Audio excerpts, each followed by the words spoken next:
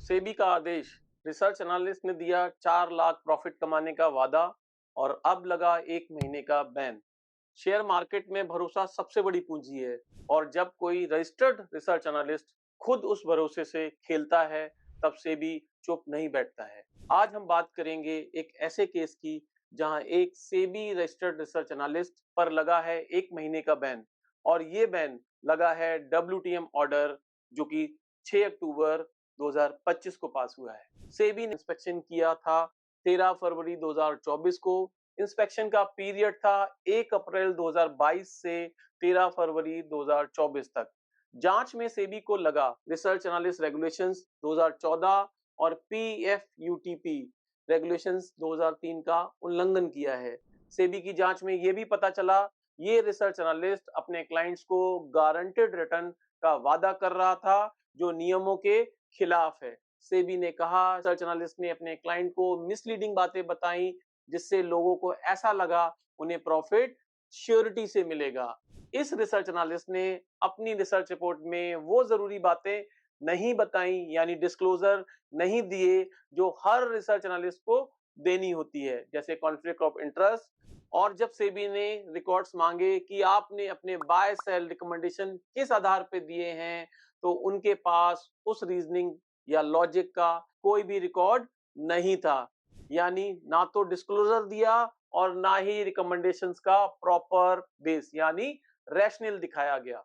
ये दोनों ही काम सेबी आरए रेगुलेशन 19 और रेगुलेशन 25 के तहत जरूरी हैं। इसलिए 5 मार्च 2025 को एससीएन यानी शो कॉज नोटिस जारी हुआ और पूरा मामला पहुंचा डब्ल्यूटीएम यानी होल्ड टाइम मेंबर के सामने। इंस्पेक्शन में 3 मेन बातें उठी। क्लाइंट्स को लॉस रिकवरी और no further payment until profit और एश्योर प्रॉफिट जैसे वादे दिए। दूसरा, रिसर्च रिपोर्ट्स में जरूरी डिस्क्लोजर और रैशनल नहीं थे। तीसरा, कुछ क्लाइंट्स को व्हाट्सएप के जरिए रिकमेंडेशन दी गई थी और वो भी बिना रेलिवेंट ऑब्जर्वेशन के। सेबी के जांच अधिकारी यानी डेजिग्नेटेड अथॉरिटी ने जब उन ईमेल को ध्यान से देखा तो पाया रिसर्च एनालिस्ट ने अपने क्लाइंट से सिर्फ इतना कहा था, हम कोशिश करेंगे आपका नुकसान रिकवर करने की। इसमें कहीं भी प्रॉफिट की गारंटी या नुकसान पूरा होने का भरोसा नहीं दिया गया था। इसलिए सेबी अधिकारी ने साफ कहा जो 3 मामले वो इन्वेस्टिगेट कर रहे हैं उसमें इस इंसिडेंट में एश्योर रिटर्न का जो आरोप लगाया गया था वो इस इंसिडेंट में नहीं टिकता है। आर्य ने अपने क्लाइंट्स को जो ईमेल भेजा था उसमें साफ लिखा था आपसे तब तक कोई और पेमेंट नहीं लिया जाएगा जब तक हम आपके लॉस को रिकवर ना कर सकें और हम पूरी कोशिश करेंगे कि आपका लॉस रिकवर हो जाए और जब तक आपका लॉस रिकवर नहीं होता है हम कोई फीस नहीं लेंगे। दोस्तों, इंस्पेक्शन रिपोर्ट में एक और बात सामने आई। नोटिसी के एक एम्प्लॉय ने अपने क्लाइंट को व्हाट्सएप पर मैसेज किया और उसमें लिखा 4 लाख का प्रॉफिट करा सकता हूं। क्लाइंट ने यह भी शिकायत की उसने लगभग 5.5 लाख रुपए फीस दी है और उसको नुकसान हुआ है। सेबी ने कहा यह साफ इंड्यूसमेंट है, प्रॉफिट का झांसा देकर क्लाइंट को मोटिवेट किया गया। यह रिसर्च एनालिस्ट रेगुलेशंस के कोड ऑफ कंडक्ट और पीएफयूटीपी रेगुलेशन के रेगुलेशन 3 और रेगुलेशन 4 का सीधा सीधा वायलेशन है। दोस्तों, इस मामले में सेबी डब्ल्यूटीएम ने honourable SAT security appellate tribunal के order carat financial versus SEBI का रेफरेंस देते हुए कहा गारंटी रिटर्न का प्रॉमिस करना सिक्योरिटी मार्केट के प्रिंसिपल्स के खिलाफ है और यह सिर्फ मैनिपुलेटिव ही नहीं बल्कि फ्रॉडुलेंट भी है और पीएफयूटीपी के रेगुलेशन के नियम 3 और 4 का उल्लंघन करता है। मतलब साफ है, अगर कोई क्लाइंट को प्रॉफिट का एश्योरेंस देता है तो वह फ्रॉड और नियमों का वायलेशन माना जाएगा।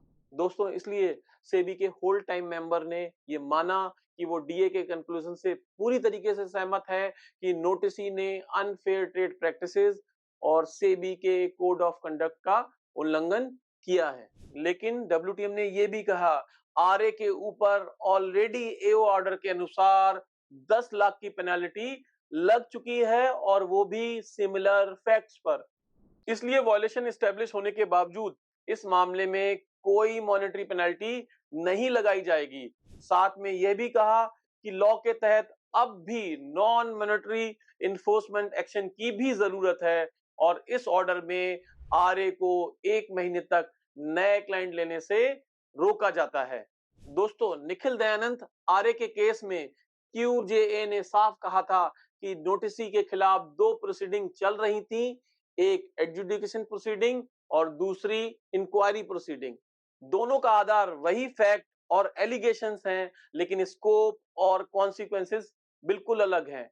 एडजुडिकेशन का मकसद केवल मॉनेटरी पेनल्टी लगाना है, जबकि इंक्वायरी प्रोसीडिंग में यह देखा जाता है कि इंटरमीडिएटरी की रजिस्ट्रेशन सस्पेंड, कैंसल, डिबारमेंट या नए क्लाइंट से रोका जाना जरूरी है। लेकिन हमें कई ऐसे सेबी ऑर्डर्स मिल जाएंगे जो इस प्रिंसिपल को फॉलो ही नहीं करते हैं। सेबी यह कहकर नहीं बच सकता है हर मामले के फैक्ट्स अलग अलग होते हैं, क्योंकि हम यहाँ पर लॉ की बात कर रहे हैं, फैक्ट्स की नहीं। अब समय आ गया है सेबी सभी ऑर्डर्स को ध्यान से देखे और समझे, क्योंकि कई मामलों में ऑर्डर्स एक दूसरे के बिल्कुल उलट आते हैं, सिर्फ सिमिलर लॉ की डिफरेंट इंटरप्रिटेशन की वजह से, जो सच में हैरान कर देने वाला है। खैर, अब आते हैं उस हिस्से पर जो हर रिसर्च एनालिस्ट को समझना चाहिए, डिस्क्लोजर और रैशनल की जरूरत। सेबी रेगुलेशन 19 कहता है हर रिसर्च रिपोर्ट में आरए को खुद के बारे में सभी जरूरी जानकारी देनी होती है, जैसे business activity, conflict of interest, associates, compensation detail इत्यादि। और रेगुलेशन 25 कहता है हर रिकमेंडेशन के पीछे रैशनल रिकॉर्ड होना जरूरी है। हम बाय सेल कॉल्स देते हैं, फुल रिसर्च रिपोर्ट नहीं। दोस्तों, मैं यहाँ पे बताना चाहूंगा इस तरीके के सवाल हमारे पास बहुत आते हैं। आरए कहते हैं हम लोग सिर्फ टिप्स देते हैं, हम लोग रिसर्च रिपोर्ट नहीं देते हैं। इस केस में सेबी ने साफ कहा है बाय सेल कॉल भी रिसर्च रिपोर्ट की परिभाषा में आता है। सेबी ने पाया रिसर्च रिपोर्ट्स में मैंडेटरी डिस्क्लोजर्स और रैशनल दोनों की कमी थी। वेबसाइट या ऐप पर डिस्क्लेमर देना इनफ नहीं माना। दोस्तों, इस केस से हमें क्या कंप्लायंस लेसन्स मिलते हैं? कोई भी profit assurance, loss recovery promise या फिक्स रिटर्न, चाहे ट्राई या कैन शब्द में छिपा हो, वायलेशन माना जा सकता है। सेकंड, रिसर्च रिपोर्ट में डिस्क्लोजर और रैशनल देना बहुत जरूरी है। याद रखें, ऐप या वेबसाइट पर डिस्क्लेमर पर्याप्त नहीं माना जाएगा।